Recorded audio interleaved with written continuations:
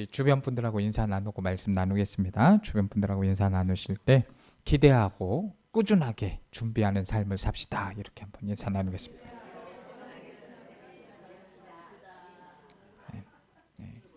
우리는 기대하고 꾸준하게 이렇게 준비하는 삶을 살아야 될 줄 압니다. 오늘은 2025년 새로운 교회록으로 시작하는 대림절 첫 번째 주일입니다. 대림절 첫 번째 주일을 맞이해서 먼저 감사를 드릴 것은 지난 1년 우리 하나님께서 우리를 여기까지 도우시고 지키셨다. 인도하셨기 때문에 참 감사하지요. 지난 1년 동안 우리 성도님들 얼마나 어려운 일도 많고 힘든 일도 있었습니까? 그럼에도 불구하고 하나님께서 여기까지 우리를 인도해 주시고 복을 주셔서 우리가 이렇게 새로운 교회력으로 새해를 맞이한 거 얼마나 감사하게 합니까? 우리는 1년을 새해를 3번 맞이합니다. 교회력으로 맞이하고 1월 1일에도 또 이제 2025년 새해를 맞았습니다. 이럴 거예요.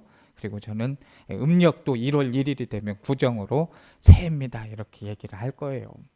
그러니까 우리가 하루하루를 살아가면서 해 아래 새 것은 없지만 하나님께서 주신 은혜로 하루하루를 새롭게 하나님과 함께 살아가면 되는 것입니다. 모든 것은 하나님의 은혜인 줄로 믿습니다. 그 은혜를 베풀어 주신 하나님께 우리가 감사하며 살아가는 것이 마땅한 도리라 생각이 되어집니다. 대림절은 우리가 잘 알다시피 주님 오심을 기다리는 절기죠. 이 주님 오심, 이 기다림 두 가지 의미를 가지고 있습니다. 하나는 이 땅에 오신 이 주님의 성탄절을 기다리는 그런 의미가 있죠. 예수님께서는 이미 2000년 전에 구세주로 이 땅에 오셨습니다. 그 예수님을 통해서 우리가 오늘 구원을 받게 되었고 하나님의 자녀가 되었고 또 주님이 우리 안에 우리가 주님 안에 거하는 삶을 살게 되었습니다. 그래서 대림절의 첫 번째 의미는 인간의 몸을 입고 이 땅에 구세주로 오신 주님의 성탄을 기다리는 의미가 하나가 있고요. 또 하나는 두 번째 의미는 다시 오실 재림의 주님을 기다리는 그런 의미가 있습니다. 인간의 구세주로 오신 주님께서는 모든 구원 사역을 다 마치시고 승천을 하시죠. 그때부터 지금까지 하나님의 우편에서 만유를 주관하시고 다스리는 일을 하시는 주님은 그 역사를 마감하기 위해서 이 땅에 다시 오시게 됩니다. 다시 오실 재림의 주님을 기다리는 절기가 바로 대림절입니다. 수많은 선지자들을 통해서 이 땅에 구세주로 오실 이 예수님에 대해서 예언이 되었고 그 예언대로 주님께서 이 땅에 오셨습니다. 마찬가지로 이 주님께서 예수님께서 반드시 다시 오신다고 말씀을 하셨습니다. 이 초림 예수님께서 탄생하신다고 하셔서 탄생을 하셨잖아요. 그러면 예수님께서 다시 오신다고 했으니까 이 다시 오심도 분명히 이루어지지 않겠습니까? 분명히 이루어진다 이 말입니다. 그 사실을 증거하는 말씀 중에 하나가 바로 오늘 본문의 말씀인데요. 오늘 본문은 예수님께서 감람산에서 성전을 마주 대하시면서 하신 말씀입니다. 이 말씀에서 주님께서는 예루살렘 성의 멸망을 예언하셨고 아울러 세상 끝날이 되어서 있어질 일들에 대해서 말씀하고 있습니다. 32절 말씀을 보시면 그러나 그날과 그때는 아무도 모르나니 라고 말씀을 하고 있습니다. 여기에서 그날과 그때는 주님께서 이 땅에 다시 오시는 날을 말씀하는 거죠. 그날과 그때를 알 수 없지만 그날은 분명히 있다고 말씀하는 거죠. 그래서 29절 말씀에서는 인자가 가까이 곧 문 앞에 이른 줄을 알라라고 말씀을 하고 있습니다. 그날의 징조가 임하면 주님이 재림하실 때가 가까이 이르렀다. 그겁니다. 30절 말씀에서는 이 세대가 지나가기 전에 이 일이 다 일어나리라 라고 하였고요. 31절 말씀에서는 주님께서 첨지가 없어질지언정 없어지지 않는 것이 말씀이라고 또 말씀하고 있습니다. 이러한 말씀들을 보면 이 그날 주님께서 재림하시는 날이 얼마나 분명한 말씀인가라는 걸 알 수 있습니다. 주님의 재림은 분명한 하나님의 약속이십니다. 이 약속보다 분명한 약속의 말씀은 없죠. 그 재림의 날을 주님께서는 무슨 날이라고 그랬어요? 그날이다라고 표현을 하죠. 그날이라는 말은 성경에 자주 인용이 됩니다. 사용되고 있습니다. 노아가 하나님의 말씀을 듣고 방주를 예비할 때 하나님께서는 그날이 분명히 있을 것이다 이렇게 말씀을 해주셨어요. 그리고 노아가 600살이 되던 해에 그때 이제 600세 되던 2월 그달 17일 바로 그날이죠. 그날에 큰 기품이 샘물들이 터지면서 하늘의 창들이 열립니다. 여기서 그날은 하나님께서 홍수로 심판하신 그 날이었습니다. 사람들은 그런 날이 설마 실제 오겠냐 했지요. 막 준비하지도 않고 예비도 안 했어요. 왜? 날씨가 맑고 하는데 설마 그런 비가 많이 홍수가 올 거라고 생각을 못한 거죠. 그렇게 그들이 준비를 안 했지만 그날이 왔습니까? 안 왔습니까? 성경 말씀에 보면 그날이 분명히 임하였던 거죠. 그리고 마가복음 13장 32절에서 예수님께서는 그러나 그날과 그때는 아무도 모르나 하늘에 있는 천사들도 아들도 모르고 그날을 누구만 안다고 하셨어요? 아버지만 아신다고 하셨어요. 여기서 그날은 예수님께서 재림하셔서 심판하는 날을 가리키고 있는데 그날에 예수님께서 구름 타고 큰 권능과 영광으로 오셔서 만국 백성들을 심판하시게 됩니다. 성도 여러분, 주님께서 재림하셔서 이 만국 백성, 그 만국 백성을 심판하실 그날이 있음을 믿으시고 우리가 꾸준하게 이 심판에 대비하고 준비하는 삶을 살아야 한다는 것입니다. 근데 그날을 잘 준비한 사람들은 그날이 복된 날이 되겠지만 그날을 준비하지 못하는 사람들은 어떻게 되겠어요? 저주와 멸망의 날입니다. 그래서 우리는 이제 대림절을 맞이하면서 어떤 삶을 살아야 하겠습니까? 먼저는 그날이 있음을 분명히 믿어야 돼요. 옆에 분한테 한번 얘기해 주세요. 그날이 분명히 있습니다. 권면을 하라고 했더니 그냥 없는 것처럼 말씀하시네. 이렇게 확신을 안 갖고 이야기하시기도 참 쉽지 않은데 근데 분명히 믿으셔야 돼요. 그날이 있습니다. 이건 제 말이 아니에요. 주님의 말씀입니다. 근데 이 재림에 대한 성도들의 반응이 참 다양하죠. 재림이 있다고 하면 먼저 재림에 대해서 막연하니까 두려움을 갖는 사람들이 있어요. 재림을 막 곧 심판으로 생각하고 재림에 대해서 두려움을 갖는 것인데 물론 이 심판의 날 그날은 두려움의 날이기도 합니다만 준비만 잘 되어 있으면 주님을 맞이하는 사람에게는 가장 큰 기쁜 날이기도 하다는 겁니다. 왜냐하면 주님과 함께하는 영원한 날이 영원히 주님과 함께하는 날이 되기 때문이죠.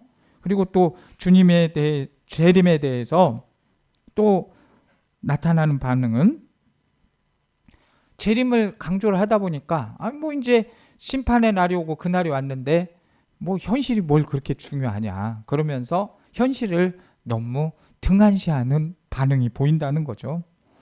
데살로니가 교인에서부터 시한부 종말론을 그때 한참 강조해서 1998년 10월 28일에 이렇게 예수님이 오신다. 아버지만 아신다고 했는데 거기에 또 넘어간 분들이 참 많잖아요. 1998년 10월 28일 무슨 선교회 했어요?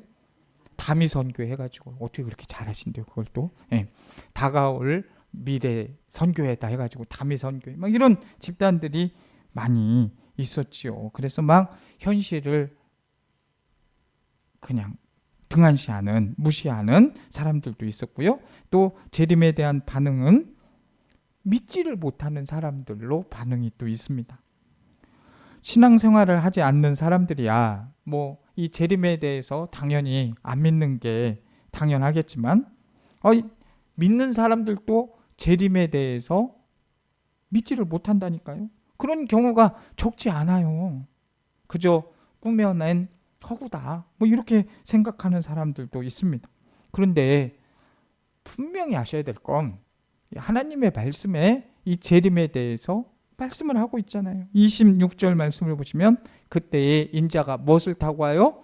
구름을 타고 큰 권능과 영광으로 오는 것을 사람들이 보리라 말씀하시잖아요. 이 말씀의 확실성과 중요성을 주님은 천지는 없어지겠으나 무엇이 안 없어진다고 그래요? 내 말은 없어지지 아니한다. 이사야에서도 했잖아요. 꽃은 시들고 풀은 마르지만 하나님의 말씀은 영영토록 사라지지 않는다. 재림은 분명히 있고 이 재림의 약속은 어떤 일이 있어도 분명히 이루어진다는 거예요. 그럼에도 사람들이 잘 믿지 못하는 이유 중에 하나가 그날을 잘 알지 못하기 때문에 그러는 거예요. 32절 말씀에처럼 아무도 모르는 그날을 어떻게 믿느냐는 거죠. 왜 모른다고 했는가? 모른다는 말은 믿을 수 없다는 주장을 하는 사람들이 있습니다만 그 날을 알지 못하는 것과 그날이 없다는 건 반드시 구분할 수 있어야 됩니다. 하나님은 사람은 흙으로 지음을 받았기 때문에 어디로 돌아간다 그래요? 흙으로 들어가야 된다고 말씀하셨습니다. 그러나 돌아갈 그날이 언제인지 잘 모르고 사람마다 각각 다르죠. 근데 언제 돌아갈지 모른다고 그 시기를 모른다고 해서 그날이 없다고 생각을 하면은 그건 큰 착각인 것입니다. 언제 돌아갈지 몰라도 돌아간다는 것은 확실한 사실 아닙니까? 이건 하나님께서 정하신 법칙 아닙니까? 그 말씀이기 때문에 반드시 누구에게나 이루어지는 거예요. 그날을 모른다고 그날이 없다고 해서는 안 되는 거죠. 여러분, 언제인지 모른다고 재림이 없다고 생각하시면 안 되는 거예요. 항상 우리는 재림 신앙을 가져야 꾸준하게 준비할 수 있는 것입니다. 우리의 힘이, 신앙의 힘이, 믿음의 힘이 어디서 생기는 겁니까? 저는 꾸준함에 있다고 봅니다. 그래서 항상 기도하고 항상 말씀 읽고 항상 주님이 기뻐하시는 일들을 행하는 거에 초점을 맞춰야 되는 것입니다. 주님의 재림의 날과 때는 알 수 없지만 그날이 있다. 그걸 분명히 기억하시고 재림하실 그분을 기다리는 저와 우리 성도님들 되시기를 주님의 이름으로 축복합니다. 자, 대림절을 맞이해서 우리가 이제 주님의 재림을 기다리면서 앞으로 어떻게 살아야 됩니까? 준비해야 돼요. 재림을 믿고 준비를 해야 됩니다. 이미 말씀드린 대로 재림은 주님의 약속입니다. 그런데 우리가 그 재림을 준비하기 위해서는 징조를 잘 볼 수 있어야 돼요. 주님께서는 그날과 그때를 알 수는 없지만 그때의 징조는 말씀합니다. 이러한 징조가 이루어지면 그날이 가까운 줄을 알라고 말씀하시죠. 그래서 그날을 우리가 잘 준비하기 위해서는 징조를 잘 볼 수 있어야 돼요. 무화과 나무의 가지가 연하여지고 잎사귀를 내게 되면 뭐가 가까웠다고 그랬어요? 여름이 가까운다는 거죠. 예수님이 말씀하신 징조가 이루어지면은 그날이 가까운 걸로 깨달아야 됩니다. 이 이솝 우화에 이런 이야기가 나오죠. 이 사자와 당나귀와 여우 셋이 힘을 모아서 사냥을 했습니다. 사냥한 것을 나누는데 사자가 당나귀에게 공평하게 한번 나눠봐라. 그랬더니 이 당나귀가 공평하게 나누네요. 그랬더니 사자가 공평하지 않다. 그러면서 이 당나귀를 잡아먹습니다. 그러면서 여우에게 이제 공평하게 나눠봐라 이렇게 하니까 여우가 사자한테 몽땅 주고 자기 거는 조금만 남기고 사자에게 다 주죠. 그랬더니 사자가 어휴 너는 어떻게 이렇게 지혜가 있어서 공평하게 이걸 잘 나누냐 그랬더니 여우가 뭐라고 했냐면 지가 당나귀 죽여놓고는 그런 말을 하네 이렇게 얘기를 하더라는 거예요. 여러분 남에게 일어난 일을 보고 내게 그 일을 적용시키는 게 지혜 아니겠습니까? 우리는 다른 사람들에게 어떤 일이 일어났는 것을 보고 우리 자신에게 일어날 일을 미리 깨달아야 합니다. 재림도 마찬가지 아니겠어요?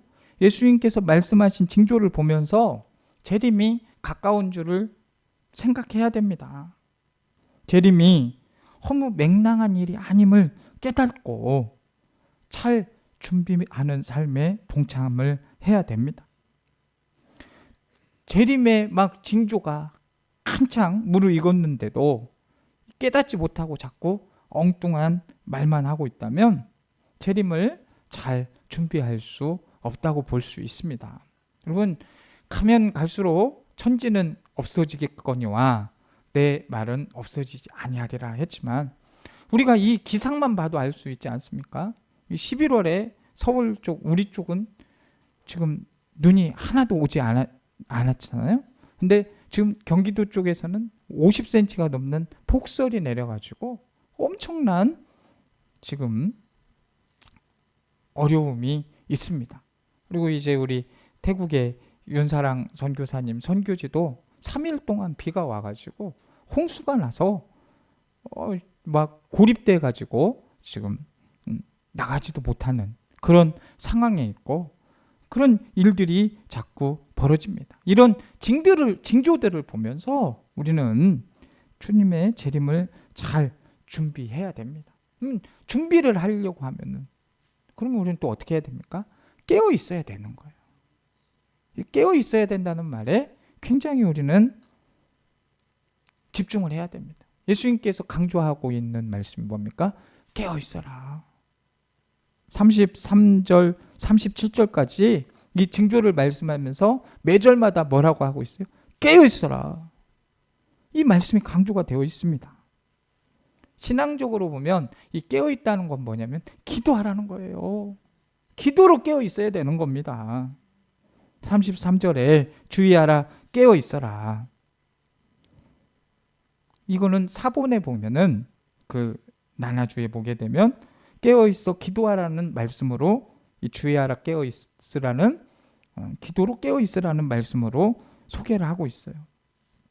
누가복음에서는 이러므로 너희는 장차 올 이 모든 일을 능히 피하고 인자 앞에 서도록 항상 기도하며 깨어 있으라.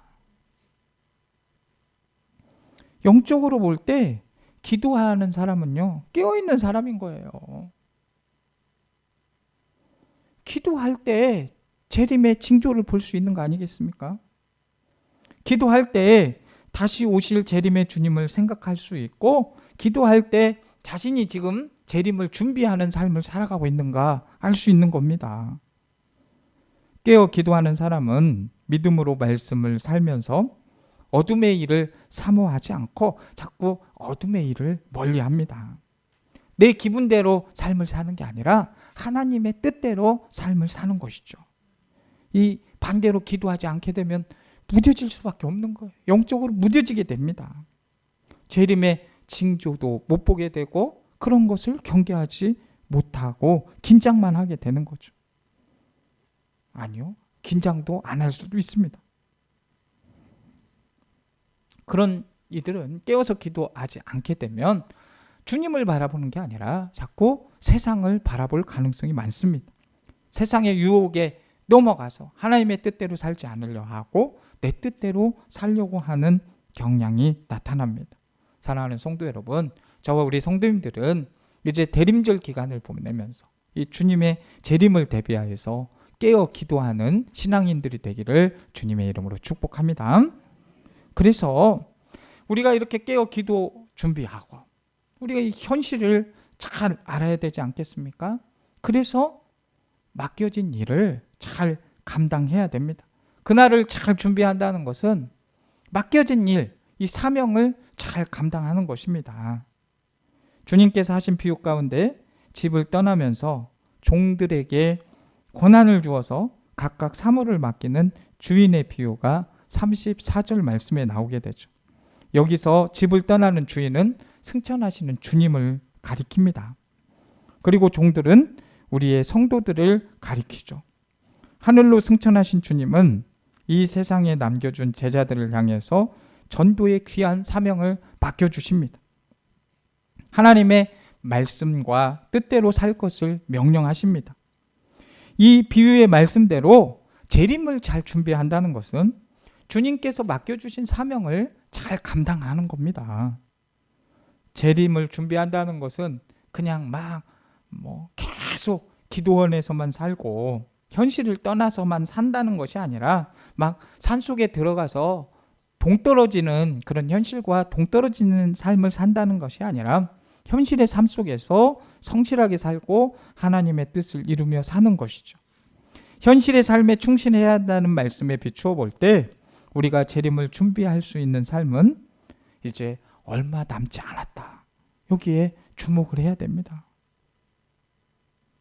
성도들 가운데 재림을 기다리다가 죽으면 그것으로 모든 것이 끝난다고 생각하시는 분들이 있는 것 같아요. 그런데 그렇지 않습니다.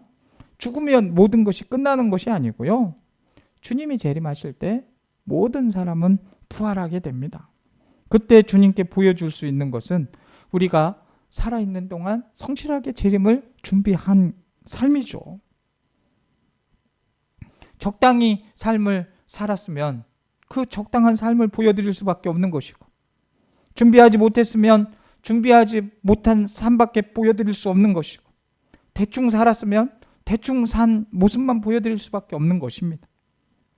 지금 주님이 재림하지 않더라도 최선을 다하고 꾸준하게 준비하는 삶을 살아야만이 그날 주님이 재림하실 때 최선을 다했던 주님께 최선을 다했던 삶을 보여드릴 수 있지 않겠습니까? 막 우리 시대에 주님이 오시지 않는다고 그냥 그까짓 건 뭐 대충 살아야지 이렇게 하면 안 되죠. 그런 점에서 재림을 준비할 수 있는 시간이 우리에게 많지 않은 겁니다. 2000년 동안 오시지 않았는데 설마 나 죽을 때까지 오겠어요? 할 수도 있지만 아무도 모른다니까요. 그 권한은 누구만 하신다고요? 아버지만 알고 계십니다. 우리 시대에 오지 않는다고 해서 대충 살아서는 안 되는 거죠. 나는 나이가 들었으니 적당히 신앙생활 하다가 죽으면 그만이다. 이렇게 생각하시면 안 된다는 거예요. 하나님께서 허락하시는 날 동안 힘이 없고 기력이 약하고 몸이 좀 불편해도 늘 깨어서 기도하면서 맡겨주신 사명을 잘 감당해야 됩니다.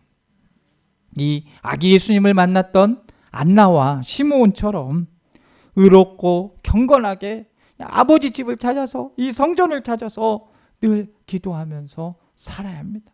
내가 그냥 삶에 이렇게 목숨을 유지하고 살 동안은 이 하나님 아버지 집을 찾으리라. 그래서 아버지 집에서 기도하면서 살리라. 찬송하면서 살리라. 이렇게 다짐하면서 삶을 살아갈 수 있는 저와 우리 성도님들 되시기를 주님의 이름으로 축복합니다. 성도 여러분, 2024년 이제 한 해를 돌아보시면서 얼마나 주님과 동행했고 또 충성하면서 우리 주님의 재림을 준비하고 있는지를 한번 생각해 보시기 바랍니다. 과연 오늘 주님께서 재림하신다고 한다면 우리가 잘했다, 충성된 종아 칭찬을 받으면서 주님의 영광 속에 동참할 수 있겠습니까? 주님 재림하실 때 부활한 우리가 부활할 우리가 우리의 삶을 주님께 보여드릴 게 있냐는 것입니다. 김남조라는 시인이 쓴 시 중에 가고 오지 않는 사람이라는 시가 있는데 잠깐 한번 읽어드립니다. 가고 오지 않는 사람이 있다면 더 기다려 줍시다. 더 많이 사랑했다고 부끄러워할 것은 없습니다. 더 오래 사랑한 일은 더군다나 수치일 수 없습니다. 요행이 그 능력 우리에게 있어 행할 수 있거든 부디 먼저 사랑하고 많이 사랑하고 더 나중까지 지켜주는 이 됩시다. 이런 시인데요. 이것이 우리를 향한 주님의 사랑이십니다. 우리가 주님의 재림을 기다리는 자세입니다.